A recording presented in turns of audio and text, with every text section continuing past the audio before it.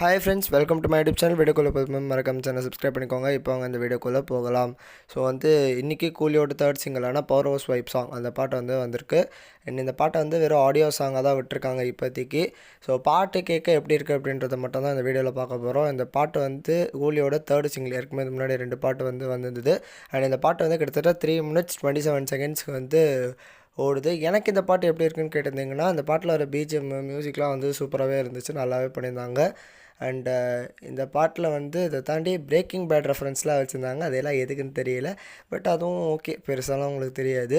இந்த பாட்டில் அனிருத் அவர்களோடு சேர்ந்து அறிவு பாடியிருக்காரு. ஸோ இந்த பாட்டில் லிரிக்ஸு வோக்கல்ஸ் எல்லாமே நல்லா தான் இருக்குது. முக்கியமாக இந்த பாட்டுக்கு இன்னும் லிரிக்ஸ் வீடியோ விடலை.